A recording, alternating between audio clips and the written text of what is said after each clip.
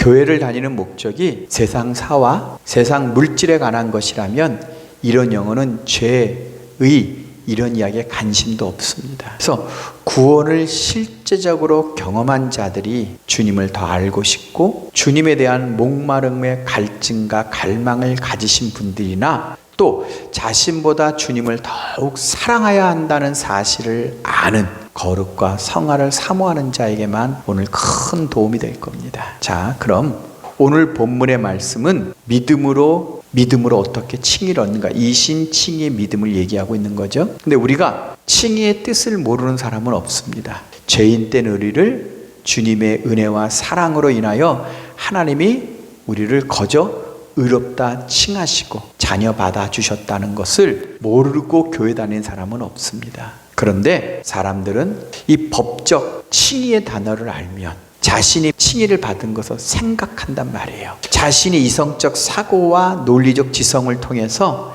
이해하고 깨달으면 칭의를 받았다는 속임과 착각에 현혹되는 믿음을 사람들은 가져요. 이게 무서운 자아의 생각들이에요. 그래서 오늘 저는 칭의가 무엇인지에 대한 단어에 대한 설명이 아니라 칭의가 언제 어떻게 이루어지는가에 대한 성경이 제시한 그 시점을 나눠보고, 그리고 칭의가 이루어지기 위하여 구체적으로 어떤 사건들이 일어나야 하는가 설명하고 그 증거가 무엇인가를 나누고자 하는 겁니다. 그래서 오늘 여러분은 스스로 성경을 따라 자신이 이런 믿음의 터닝 포인트가 있었는가, 그리고 불명 주님으로부터 칭의를 받은 의인이라는 증거가 있는가를 살펴보는 시간 되기를 소원합니다. 자, 첫째, 칭의를 알려면 성경이 말하는 죄가 무엇인가를 알아야 돼요. 인간은 율법이 주어지기 이전에부터 이미 죄인이었습니다. 그래서 바울이 말하기를 율법은 죄를 더하게 하여 준 것이라고 말합니다. 그러니까 죄를 모르고 살았는데 율법을 통해서 죄가 무엇인지를 조목조목 깨닫고 알게 되어졌다는 거예요. 그리고 죄가 무엇인지를 알게 된 후에는 오히려 의롭게 되는 것이 아니라 사망에 처하게 된다고 말합니다. 그러므로 우리는 율법이 말하는 죄가 무엇인지를 알아야 바울이 말하는 중심을 알게 되어져요. 이것을 이해하면 율법과 언약의 관계도 이해할 수 있는 거예요. 자, 보세요. 성경의 죄란 하나님과 연합된 인간이 스스로 독립된 주체로 살고자 하는 마음이 죄라는 거예요. 쉽게 얘기하면 하나님, 나는 당신 없어도 살 수 있어요. 나는 스스로 옳은 선택을 할 수 있고 당신의 도움 없어도 내 인생과 내 삶을 경영할 수 있어요. 하나님, 그런 내 인생에 관여하지 마세요 라고 하는 독립적인 마음을 가지려는 것,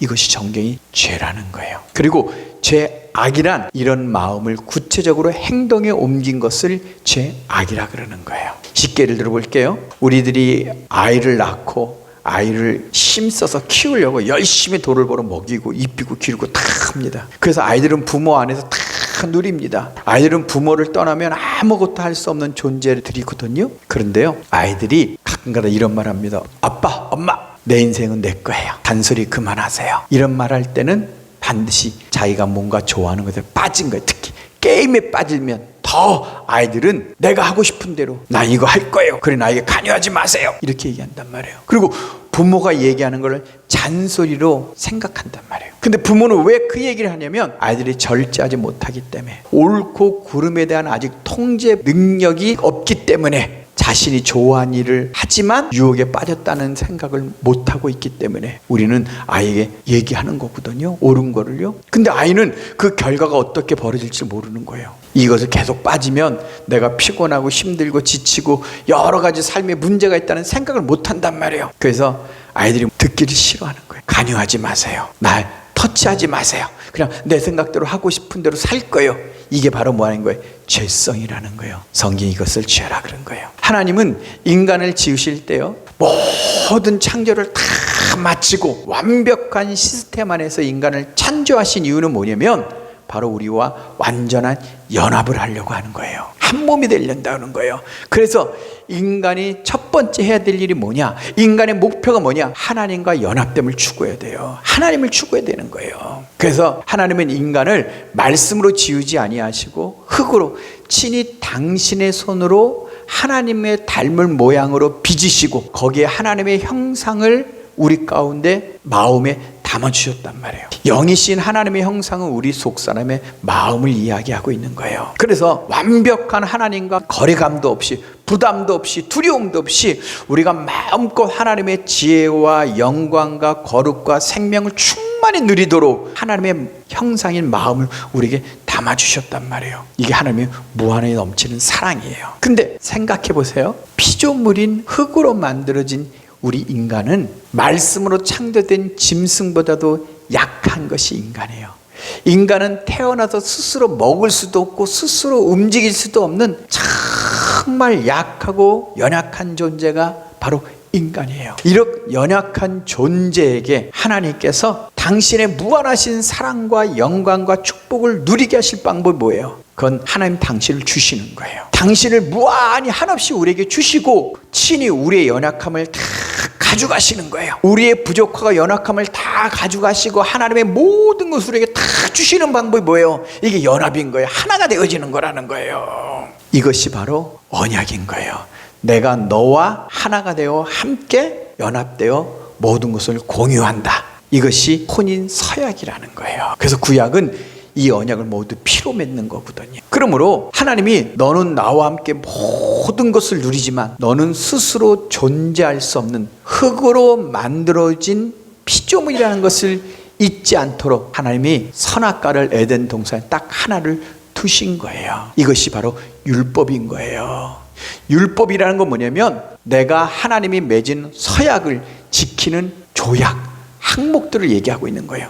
네가 나와 맺은 혼인의 관계를 이어가려면 너는 이것을 지켜야 돼 라고 하는 항목의 조항들이 그게 율법이라는 거예요. 그래서 너는 스스로 창조할 수 없는, 너는 스스로 존재할 수 없는 자이기 때문에 네가 나와 분리되어지면 너는 모든 것을 잃어 라는 것을 가르쳐주기 위해서 하나님 율법인 선악과를 두신 거예요. 그걸 보며 잊지 말라고요. 그런데 인간의 마음속에 자꾸 하나님과 풍성히 누리다 보니까요, 자꾸 하나님의 충만함 속에 있다 보니까요, 하나님이 주신 그 지혜와 영광을 자기가 땅에 왕노릇하다 보니까 어느 순간에 자기가 피조물이라는 걸 잊어버리고 내가 하나님과 같은 존재가 되어질 수 있다라는 마음의 교만함 생각이 싹 드는 거예요. 이거를 죄라 그러는 거예요. 그래서 교만은 패망의 선봉이라는 거예요. 그러니까 이 마음을 딱 갖자마자 선악과를 보면서 아 나는 피조물인데 라는 생각을 가져야 되는데,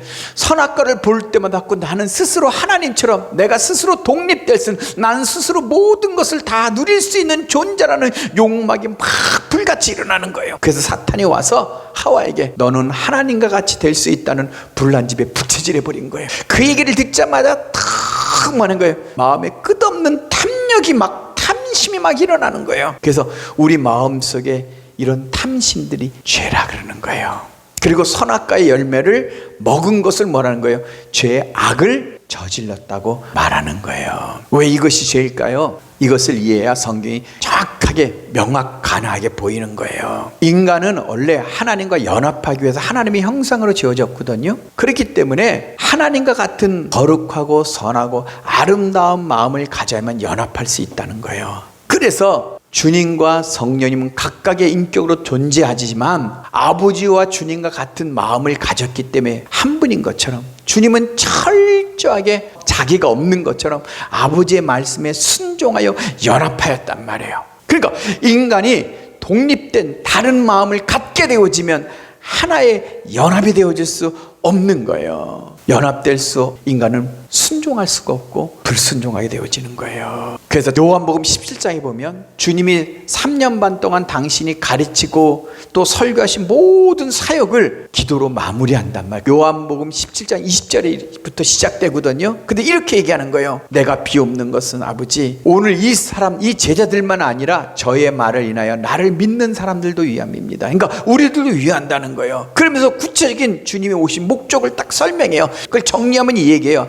아버지, 내가 저희들에게 아버지의 이름과 영광과 사랑을 알게 하였습니다. 그 이유는 저희도 우리와 완전한 하나가 되게 하려고 했던 것입니다. 그래서 아버지가 나를 사랑하신 것 같이 세상도 사랑하신 것을 세상에 알게 하시기 위함입니다 라고 말한 거예요. 우리가 하나가 되어져야 아버지가 우리를 사랑했듯이 우리를 보고 세상도 아버지가 사랑하고 있다는 걸 세상에 보이게 하려고 주님이 오셨다는 거예요. 그래서 하나님이 주님을 보내셔서 십자가에 달려 죽게 하시고 부활하게 하신 것이 하나님의 의를 이루려고 하는 거예요. 하나님의 복음을 이루려고 한다. 그게 뭐 하는 거예요? 아담이 범죄하여 하나 된 연합을 깨트린 그것을 하나님은 회복하기 위해서 보내셨다는 거예요. 그래서 아담이 범죄하지 않았을 때 하나님 안에서 안식을 누리는 바로 그 축복된 삶을 우리에게 부르시려고, 우리와 화목된 관계의 삶을 맺도록 우리를 부르신 거거든요. 그런데 우리 마음속에 하나님과 그 연합의 관계를 깨트리려는 일서 올라오는 반역의 마음, 거역의 마음, 내 스스로 결정하고 내가 원하는 거라고, 내가 좋아하는 거라고, 내가 내 취미를 살리고 내 인생은 내 것이라는 내 마음대로의 삶을 살아가려고 하는 것, 성경은 그것이 죄라는 거고 그게 교만이라는 거예요. 오늘 깨닫기를 주님을 축원합니다. 주님이 마지막 자피로 올라가면서 포도나무를 보면서 이렇게 말하는 거예요. 아버지가 농부고 나는 포도나무고 너희는 가지야.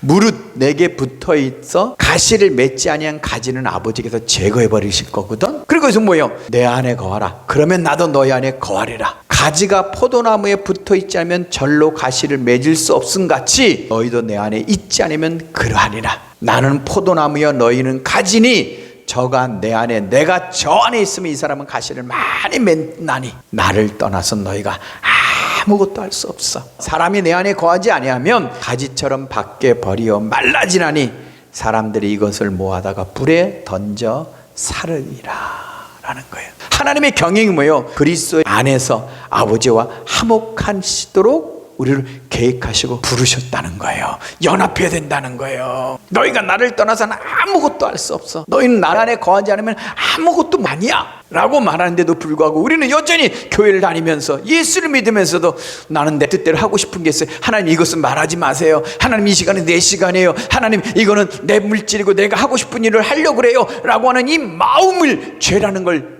깨닫지를 못하는 거예요. 그래서 구약에서도 계속 이 얘기를 하고 있는 거예요. 이사야 27장 2절 3절에도 그날에 너희는 아름다운 포도원을 두고 노래를 부를지어다. 나 여호와는 포도원지기, 주님이 말한 아버지는 농부가 되며 때로 내가 물을 주며 밤낮을 간수하여 아무든지 상해를 입지 못하도록 아버지께서 포도를 가지를 기르신다는 거예요. 열매 맺도록요. 그런데도 11절 포도나무 가지가 마르면 꺾이나니 여인이 와서 그것을 불사를 것이니라. 요한복음 10은 똑같은 얘기를 하고 있는 거예요. 여러분이 하나님과 완전한 연합을 이루어 하나님과 화목된 관계, 즉 하나님과 하나된 관계를 맺게 하기 위해서 주님을 포도나무로 보내셨다는 거예요. 이것이 로마서 1장 17절의 복음인 거예요. 복음 속에 이 뜻이 담겨 있다는 거예요. 그래서 뭐예요? 복음에는 하나님의 의가 나타나서 믿음에서 믿음에 이르게 하니 오직 의인은 믿음으로 말미암아 살리라. 의인이라는 게 뭐예요? 하나님 안에서 열매 맺는 삶을 사는 것이 의인이라는 거예요. 그러나 연합되지 않으면 열매를 맺을 수 없는데 오늘날 성도는 여전히 하나님 없이도 나는 똑똑하고 스스로 내가 공부를 많이 해서 대학을 가고 내가 좋은 직장에 들어가고 집을 사서 자꾸 하나님 없이 스스로 자기가 뭘 이뤘다려고 생각을 하고 있다는 거예요. 자, 죄가 뭔지를 알았다면 이제 칭의를 구체적으로 볼 시간입니다. 먼저 칭의를 알기 위해선 아브라함과 율법의 의의 관계를 이해해야 돼요. 오늘 갈라디아서 읽은 3장 8절에 이렇게 얘기하죠. 하나님이 이방인들 우리를 믿음으로 말미암아 의로 정하실 것을 성경이 미리 알고, 성경에서 말하고 하나님이 미리 알고 아브라함에게 복음을 전하되 모든 이방인 너로 말미암아 복을 받으리라 라고 말했다는 거예요. 모세를 통해 율법을 주기 전에 하나님은 아브라함을 통해 먼저 복음을 전하셨다는 거예요. 그 복음은 뭐예요? 네가 나와 연합하여 화목한 관계가 되어져야 하나님과, 그것이 의라는 거예요. 그리고 주님은 이것을 위해서 우리 가운데 오셨다는 거예요. 그래서 복음을 듣고 예수 그리스도를 믿음으로 말미암아 의로우신 하나님과 같이 내가 의인이 되어 하나님과 연합되어졌을 때 화목한 관계를 맺는다는 것이 복음이라는 거예요. 예수 그리스도를 믿음으로 말미암아 의로우신 하나님이 나를 의롭다 칭하심으로 우리가 하나의 의로 하나 되어진다는. 그래서 하나님 나라가 뭐냐? 성령 안에서 의와 하나님과 함께 평강과 희락을 누리는 것이 하나님의 나라라고 말하는 거예요. 그런데 모든 이방인이 너로 인하여 복을 얻으리라고 말씀하신 이 말은 창세기 17장의 언약의 의미를 말하거든요. 이게 로마서 14장 16절부터 25절인데 창세기 15장에 아브라함이 85세 때 하나님이 오셔서 언약을 맺은 건 이스라엘 민족이 400년 만에 이 땅을 돌아와 차지하려고 하신 언약이에요. 그러나 오늘 바울이 우리에게 이방인들이 얻는 이신칭의 믿음의 구원을 얻으면 창세기 17장에 아브라함의 99세에 하나님이 찾아오셔서 너를 열국의 아버지가 되게 해주시겠다고 약속을 하신 거예요. 그래서 창세기 10장 4절에 내가 너와 내 언약을 세우리니 너는 열국의 아비가 되리라. 오늘부터 아브람이 아니라 아브라함으로 이름을 바꿔주시는 거예요. 그래서 오늘 3장 본문 7절에 그런즉 믿음으로 말미암은 자들은 아브라함의 자손인 줄을 알리라 라고 말하는 거예요. 하나님이 우리를 의롭게 칭하셨다는 거예요. 그런데요, 창세기 15장의 의는 아브라함이 애굽 여인 하갈을 데려다가 불법의 아들 이스마엘을 낳은 거예요. 아직도 육이 죽지 않아서 스스로의 힘으로 하나님의 언약을 듣고 자신의 힘으로 이루려고 했던 거예요. 이것이 마태복음 7장에 예수님의 이름으로 선지자도 하고 귀신도 쫓고 능력을 했지만 불법이라고 주님이 말하고 있는 거예요. 창세기 17장의 약속은 오로지 자기는 하나님의 언약을 나올 수 없어요. 죽은 자라는 거예요. 그걸 알고 있는 거예요. 그렇기 때문에 철저히 자기는 죽은 자가 되었기 때문에 하나님의 약속을 믿고 철저히 하나님을 의지해서 하나님께 순종해야지만이 하나님의 약속이 이루어진다는 걸 안다는 거예요. 그래서 하나님이 창세기 10장에 와서 뭐예요? 나는 전능한 하나님, 너는 내 앞에서 온전하라 말씀하시거든. 너는 철저히 나를 의지하고 순종하라는 거예요. 그런데 오늘날 아직도 대부분의 성도들이 창세기 15장의 불법이 믿음으로 의롭다고 내가 믿기만 하면 하나님 다 주신다는 거예요. 믿기만 하면 다 주셔. 그리고 자기가 그냥 열심히 그냥 하나님의 언약을 이루려고 기도가 해서 막 이루고 다닌단 말이에요. 아직도 교회에서는 창세기 15장에 아담이 범죄한 아브라함의 불법의 자식은 의를 자꾸 이신치기로 오늘도 가리키고 있어요. 왜일까요? 이것이 인간의 자아가 죽지 않는 탐심과 욕구의 복음과 부딪히지가 않고 불편하지가 않은 거예요. 왜요? 네 자아가 죽어야 되고 네가 죽어야만 너가 구원받는다라는 하나님의 언약이 너에게 성취되어 네가 믿음으로 의인된다는 말을 사람은 받기 싫어하거든요. 아니 내가 죽어야 돼? 나는 없어야 돼? 나는 하나님의 약속을 이룰 나는 아무런 의도 없고 능력도 없고 내가 아무것도 아니야? 그래야지만 그 약속이 헌치되어져. 그러면 지금 앞으로 남은 나의 인생은 뭐야? 그러면 앞으로 나의 삶은 어떻게 살아가라는 거야? 안 받는 거예요. 그러나 바울은 반드시 이신 칭의의 아브라함을 통해서 우리에게 준 약속은 뭐예요? 죽은 자와 같은 자가 되어졌습니다. 내가 스스로 할 수 없다는 것을 깨달았을 때 우리는 뭐 하는 거예요? 하나님을 의지한단 말이에요. 우리의 신앙이 하나님만 철저하게 의지한다는 것은 내가 이룰 수 있는 건 하나도 없어. 나에겐 내가 행할 수 있는 건 하나도 없어. 오직 하나님이 하셔야 되기 때문에 하나님을 의지해야 되기 때문에 순종하는 거예요. 하나님을 의지하지 않아도 되기 때문에 불순종하고 있는 거예요. 하나님을 의지하지만 된다고 믿는 사람들은 철저히 하나님께 순종한단 말이에요. 그래서 바울이 왜 아브라함의 복음을 전하셨다고 이렇게 말하냐면 85세 때 창세기 15장엔 동물로 언약을 세운단 말이에요. 그러나 17장엔 하나님이 언약을 할례로 언약을 세워요. 그래서 창세기 17장 10절에 보면 이렇게 말해요. 너희 중 남자는 다 할례를 받으라. 이것이 나와 너희와 너희 후손의 사이에 지킬 내 언약이라. 11절 너희는 양피를 베어라. 이것이 나와 너희 사이의 언약의 표징이다. 이렇게 말했다면 이 말이 뭐예요? 할례가 의미가 뭐냐는 거예요. 내가 너희 몸과 함께 있겠다는 거예요. 내가 너희와 함께 있다는 거예요. 연합의 의미를 말하는 거예요. 너는 나와 하나라는 거예요. 그래서 이것이 창세기 10장에 하나님의 아브라함을 부를 때 75세 부를 때 3절에 보면 너를 축복하는 자를 나는 축복하고 너를 저주하는 자가 내가 저주하리라. 이게 하나의 약속을 성취가 언제 되어지는 거예요? 99세 때인 거예요. 이것이 성경 전체 흐르는 의란 말이에요. 하나님과 연합되어 하나 되어진 것, 이건 믿음으로 만든 거예요. 근데 뭐예요? 내가 죽어야만 연합이 되어지는 거예요. 그래서 이 언약을 모세가 시내산에서 떨기나무 가운데 하나님을 만났지만 복음을 이해하지 못한 거예요. 그래서 하나님의 사명을 받으러 가는데 두 자식을 할례를 시키지 않으니까 하나님 모세를 딱 죽이려고 딱 잡은 거예요. 그랬더니 시브라가 얼른 두 자식의 할례를 시키고 모세의 발 앞에다가 그 할례한 피를 딱 갖다 놓는단 말이에요. 이 말이 뭐예요? 하나님과 함께 하지 않으면 어떤 것도 내 힘으로 이루는 건 다 불법이라는 거예요. 하나님의 언약은 하나님이 하시는 거라는 거예요. 그래서 모세가 이 할례를 언제 이해했느냐? 모세가 애굽에서 10가지의 기적을 일으키고 그리고 홍해를 건너고 나서야 그때서 하나님의 할례 언약이 무슨 뜻인지를 이해했단 말이에요. 그래서 창세기 15장 17절 이렇게 말해요. 주께서 백성을 인도하사 그들을 주의 기업의 산에 심으시리다. 여호와여 이는 주의 처소를 삼으시려고 하나님이 그들과 그들의 몸에 함께 계시려고 예비하신 것이라. 주여 이것이 주의 손으로 세우신 성소라는 거예요. 주님이 친히 지으신 이스라엘 민족 당신의 거처라는 거예요.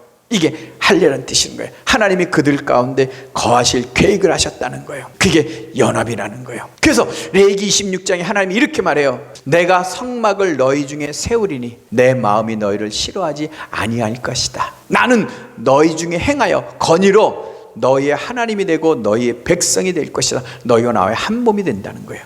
내가 성막을 세우고 너희 가운데 거닐면 이게 뭐 하는 거예요? 언약으로 한 몸이 되어진다는 거예요. 여러분, 이 말씀을 들을 때 무엇인가 좀 상기되어지는 게 없어요? 이것이 아담이 범죄하기 전에 하나님과 연합된 그때를 말하는 거예요. 창세기 3장 8절 보면 그들이 날이 서늘할 때 동산에 거니시는, 이게 뭐 행하시는 여호와 하나님의 음성을 들었다는 거예요. 이 음성을 들으면 하나님과 연합하러 나갔다는 거예요. 그런데 범죄했으니까 아담과 하하가 여호와의 낯을 피하여 동산나무에 숨었다는 거예요. 우리가 하나님이 당신의 처소에 싹 나와 거니는 소리를 들으면 아담과 하는 나와 하나님 앞에 연합되어지는 시간을 갖는 거거든요. 그래서 오순절 마가 다락방에 급하고 강한 바람 같은 소리가 있다는 걸 강조한 이유는 뭐예요? 그것이 하나님이 임재하였다는 거예요. 여러분, 오늘 예배 가운데 성령께서 여러분의 마음속에 진리, 하나님의 말씀이 들리기 있어야 돼요. 그래야만 우리는 그 예배를 통해서 성령을 통해 그 말씀을 듣고 하나님의 뭐 하는 거예요? 부르시는 거예요.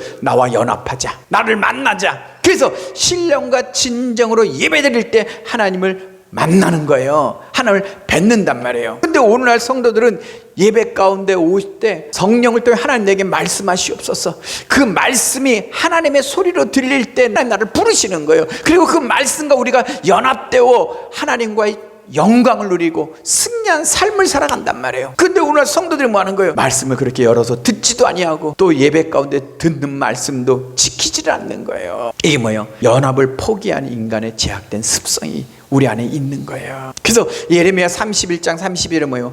이 언약은 내가 그들의 조상의 손을 잡고 애굽 땅에서 인도하여 내던 날에 맺은 언약과 같이 아니할 것은 내가 그들의 남편이 되어서도 그들은 내 언약을 깨뜨렸음이라고 말하는 거예요. 그래서 바울이 뭐라 해요? 고린도 10장 1절 이전에 모세에게 속하여 다 구름과 바다 가운데 지나며 모세에 속하여 구름과 바다에서 세례를 받았다고 말하는 거예요.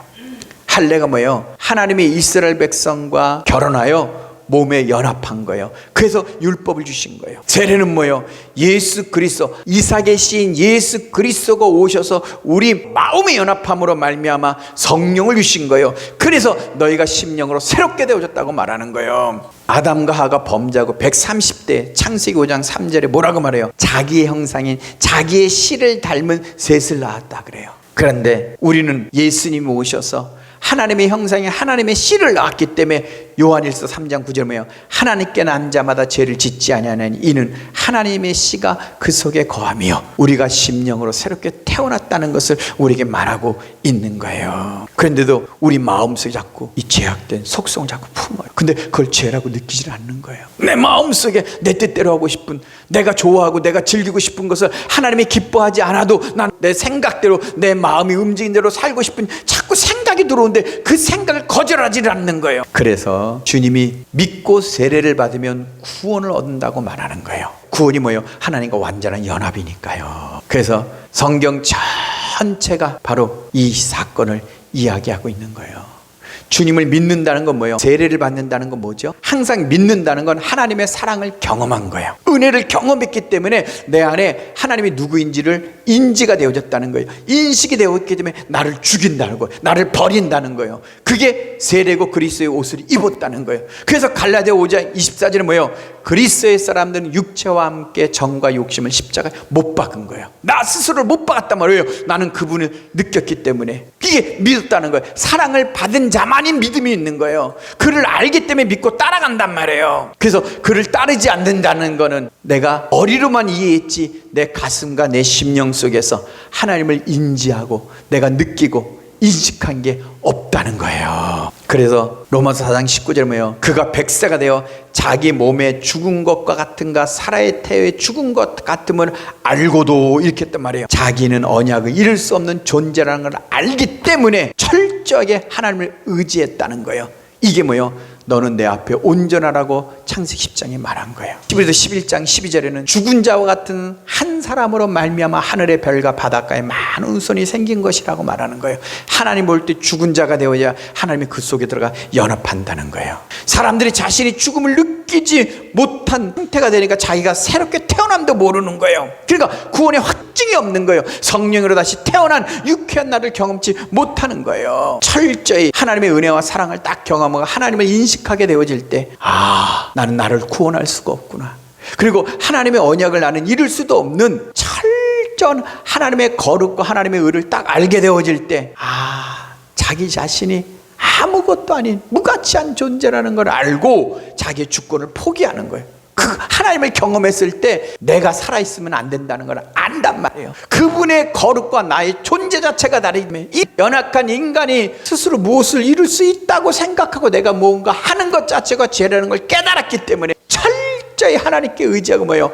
천부여 의지 없어서 두 손 들고 옵니다. 나는 아무것도 이룰 수 없다는 사실을 아는 자입니다라는 걸 깨닫고 주 앞에 나왔는데 어떻게 자신이 죽음인 줄 모르냐는 거예요. 자신이 죽음 없이 내 안에 여전히 탐심과 욕심의 마음을 갖고 있는 한 하나님과 연합은 불가능한 거예요. 그래서 자신이 은혜를 받은 사람들은 하나님의 사랑을 느꼈기 때문에 하나님을 인지하고 인식하는 것이 있기 때문에 나를 버리는 죽음의 결단이 없이는 안 된다는 것을 알고 자기 자신을 못 박았는데 다시 자신이 어떻게 살아야 되는지를 모른다고요. 하나님의 은혜와 사랑으로 하나님의 거룩과 의를 본 사람은 자신이 죽어야만 그것이 내 안에 이루어진다는 걸 인식하고 스스로 자기를 내어드리는, 스스로 온전히 버리고 나는 아무것도 아닌 것을 하나님께 결단하여 드렸단 말이에요. 그래서 요한복음 7장에 보면 우리와 아버지가 온전한 연합을 이루려고, 그래야지만 아버지가 나를 사랑한 것 같이 세상을 사랑한 것을 세상에 본다고 말하거든요. 주님이 그래서 이렇게 말해요. 나는 자유로 말한 것이 없고 스스로 행한 것이 없어. 아버지께서 당신의 영을 통해 당신의 일을 하신 거야, 이렇게 말해요. 이 말이 뭐냐면 아버지와 내가 하나란 뜻이거든요. 근데 이 복음을 알아듣지 못하니까 인간들이 예수님을 신성모독으로 죽인 거예요. 복음을 깨닫지 못한 거예요. 그러나 율법으로 지켜야 된다고 유대인이 생각해도 죽였단 말이에요. 그래서 주님 마태복음 5장의 8복에 너희가 세상에 빛이고 너희는 세상의 소금이다. 이 말은 뭐냐면 우리 안에 존재의 심령이 완전히 바뀌고 완전히 새롭게 태어났다는 걸 말하는 거예요. 이게 헬라어의 직설법으로 말하는 거예요. 직설법, 현재 능동사라는 거예요. 이 뜻이 뭐냐면 너희가 앞으로 되어질 것이다, 너는 앞으로 되어야 돼 라가 아니라 너희가 지금 빛이야, 그리고 영원히 너는 빛으로 존재해야 돼. 우리 존재가 산디게 새롭게 태어났다는 거예요. 이 말이 뭐예요? 하나님과 완전히 연합되었기 때문에 한 영이 되어졌다는 거예요. 그래서 골로새 3장 1절 내가 그리스도와 함께 살림을 받았다며, 이어서 10절에 새 사람을 입었으니 이는 자기를 창조하시니 형상을 따라 지시기까지 모여 새롭게 입은 자니라 라고 말하는 거예요. 자기가 알지요. 내가 새롭게 태어난 걸. 내가 스스로 하나님 앞에 두 손 들고 나아가 나 자신을 못 박지 않았다면 이루어질 수 없는 하나님의 의, 하나님의 구원을 내가 받았는데 어떻게 자신이 새롭게 태어난 걸 모를 수 있냐는 거예요. 안 된다는 거예요. 근데 아직도 죽기를 신앙에서 교회를 하면 아직도 머뭇머뭇거리는 사람이 있고 죽다가 살아난 사람들이 있어서 아직도 여러분 죽음을 선포하지 못하는 건 죽지 않은 거예요. 여러분 분명히 주님 앞에 죽어야만 주님 안에서 하나님과 화목한 관계가 되어지고 그때 성도는 땅에 살지만 하늘에 속한 자가 되어지는 거예요. 그런데 이게 죽었는지 살았는지 늘 미지근해서 교회 오면 죽은 사람 같은데 일주일 세상 가면 산 사람처럼 그냥 똑같이 사는, 항상 이렇게 사니까 땅에 속한 자로 사는 거예요. 하늘에 속한 자로 살지 못하는 거예요. 그러니까 매일 마귀에게 밟히고 치이고 욕당하고 끊임없는 고통과 고난의 시간을 보내고 있는 거예요. 오늘 여러분이 완전히 죽어야만, 하나님 나라 안에 들어가야만 그분의 생명과 그분의 영광을 누릴 수 있는 안식의 축복이 이 땅에 누린단 말이에요. 결론입니다. 죄가 무엇입니까?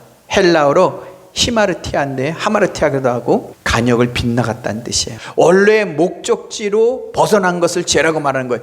인간이 본래 창조된 목적을 벗어난 것, 이걸 죄라는 거예요. 그래서 요한일서 5장 10절에 모든 불의가 죄라는 거예요. 하나님, 난 오늘 당신이 없어 스스로 잘할 수 있고, 나를 간섭하지 마세요. 나를 주장하지 마세요. 잔소리하지 마세요. 터치하지 마세요. 나에게 신경 쓰지 마세요. 그냥 내가 좋아하는 거 할 테니까, 내가 하고 싶은 거 할 테니까요. 그 마음 들어오는 자체가, 그 생각 들어오는 자체가 불의해요. 그래서 이 마음이 갔기 때문에 하나님의 임재를 못 느끼고 삶을 사는 거예요. 대부분의 성도들이에요. 근데 혹시 여러분의 마음속에 저한테 이렇게 꼭 인간은 꼭 변명과 핑계를 댄다니까요? 목사님, 알았습니다. 그러면 일단 예수님의 피로 정함을 받아 의롭다함을 받고 자녀가 되고, 그러나 성화의 삶은 훈련을 받아서 하나님과 화목된 관계를 그때 들어갈게요. 꼭 인간이 이래요. 근데 여러분, 주님이 피 흘려주신 이유는 하나님과 화목됨으로 들어가라고 우리에게 피 흘려주신 거예요. 그래서 이것은 한 번에 모든 것이 이루어지는 거예요. 순간순간 점차적으로 이루어지는 게 아니란 말이에요. 에베소 2장 10절에 십자가의 피로 원수된 것을 소멸하시고 하나님과 화목하게 하려 하시는 거예요. 그래서 로마서 3장 25절에 이 예수를 하나님의 그의 피로써 믿음을 하면 화목제물로 삼으신 거예요. 화목제물의 피로 흘리신 거예요. 그러니까 예수님의 피는 화목제를 위한 피 흘림이에요. 여러분이 하나님과 연합하여 화목할 마음이 없다면 주님의 피는 여러분과 관계가 없다는 거예요. 그래서 칭의도 없는 거예요. 그건 성령도 받지 못한 거, 그건 구원도 없는 거예요. 그래서 로마서 4장 21절에 예수는 우리가 범죄한 것 때문에 내어줌이 되고 또한 우리를 의롭다 하시기를 위하여 살아나셨다는 거예요. 이것이 뭐예요? 여러분이 의롭다 칭함을 받는 건 십자가에서가 아니라 그리스도와 연합되어진 자리에서 의롭다 칭하심을 받는다는 거예요. 예수님께서 죽어서 살아나셨을 때, 함께 그리스도와 연합되어졌을 때, 한 몸이 되어졌을 때 그리스도가 우리를 의롭다 하기 위해 살아나셨기 때문에 연합되어졌을 때 우리는 그때 의롭다 칭하는 거예요. 근데 우리는 연합되어 살기 싫고 죽고 살기 싫고 십자가 밑에서 그 피로만 우리는 의롭다 칭하려면 받는, 여전히 그러니까 교회에서 계속 그렇게 얘기해주고 있는 거예요. 그래서 고린도 6장 9절 11절에 불의한 자가 하나님의 나라를 유업으로 받지 못할 줄을 알지 못하느냐. 미혹을 받지 말라. 음행하는 자나 의상 숭배하는 자나 간음하는 자나 탐색하는 자나 남색하는 자나 도둑이나 탐욕을 부린 자나 술 취한 자나 모욕하는 자나 속여 빼앗는 자들은 하나님의 유혹을 받지 못하리라. 너희 중에 이와 같은 자들이 있으더니 옛날에 이렇게 살았다는 것. 그러나 지금은 주 예수 그리스도의 이름과 우리 하나님의 성령 안에서 씻음과 거룩함과 의롭다 하심을 받는다. 성령을 통해서 거룩함과 의롭다 하심을 받은 거예요. 성령 없이는 의롭다함이 없는 거예요. 거룩함을 입으셨습니까? 그래서 로마서 5장 10절에 곧 우리가 원수 되었을 때 그의 아들의 죽으심으로 말미암아 하나님과 화목하게 되었었는지 화목하게 된 자로서 더욱 그의 살아심으로 말미암아 구원을 받은 거예요. 주님과 연합되어 내가 십자가에 같이 그리스도에 죽고 그리스도에 연합되어 그 생명이 내 안에 들어오지 않으면 우리는 칭의도 없고 구원도 없고 아무것도 없는 거예요. 그래서 구약의 죄란 단어는 히브리어로 파샤인데 권위에 대한 반복, 권위에 대한 배신이라는 거예요. 이 말이 뭐예요? 하나님과 신뢰된 관계의 행위를 깨트린다는 거예요. 이게 뭐예요? 하나님과 연합된 관계를 깨는 것이 죄라고 성경이 얘기하는 거예요. 죄가 무엇인지 아셨습니까? 그러면 하나님의 복음인 칭의가 어떻게 받는 건지를 자연히 이해하셨을 겁니다.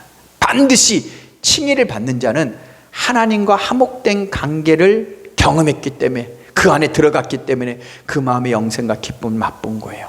그래서 하나님의 생명이 지금 내 안에 느껴졌기 때문에 천국에 대한 확신이 있고 불명한 내가 생명을 소유했다는 걸 알기 때문에 이런 사람은 이단에 넘어가지도 않고 사람을 쫓지도 않고 오직 하나님만 쫓는 거예요. 오늘 여러분이 완전히 제가 무엇인지를 알고 죽음을 선포하시고 죽음을 결단하십시오. 믿음을 지키다가 넘어지는 것은 성령님이 다시 세워줍니다. 신앙으로 살다가 연약하면 더러워지는 것은 주가 다시 우리를 씻어주십니다. 그래서 넘어진 상태에서 쓰러진 상태에서 주를 찾을 때 성령님 반드시 우리의 영혼들을 회복시키시고 넘어질 때보다 더 강하고 굳세게 세워주십니다.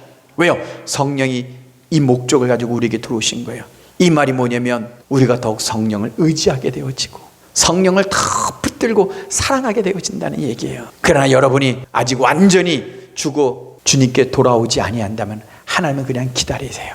왜요? 죽을 때까지 탕자처럼 은혜를 모르면 자꾸 세상의 마음 뺏기기 때문에 하나님이 철저히 여러분이 세상의 쓴맛을 보고 세상에 대한 환멸을 느끼고 세상의 거짓이라는 걸 알고 절대 세상을 바라보고 세상 것에 대한 아무 미련이 없는 마음을 가지고 하나님 이제 알았습니다. 스스로 주님께 돌아왔을 때 아버지는 아무런 책망도 없이 그냥 품어주시고 입 맞춰주시고 가락지 씌워주시고 옷을 입혀주시고 잔치를 벌여주시는 거예요. 마치겠습니다. 마음속의 죄를 완전히 버리지 않는 한 성도는 죄악을 이기지 못합니다. 그러면서 죄악과 싸우는 자는 어리석은 자예요. 과거에 어떠했든지 모르겠지만 오늘 하나님의 생명으로 충만하지 못하다면, 다시 하나님의 영광과 지혜와 생명과 능력과 충만함의 삶을 살고 싶다면 자신을 버리고 두 마음을 품는 심령의 죄를 위하여 오늘 우리 자신을 십자가 앞에 나아가 자신을 못 받고 다시 태어나는 결단의 은혜가 있느니 이 아침 되기를 주의 이름으로 축원합니다.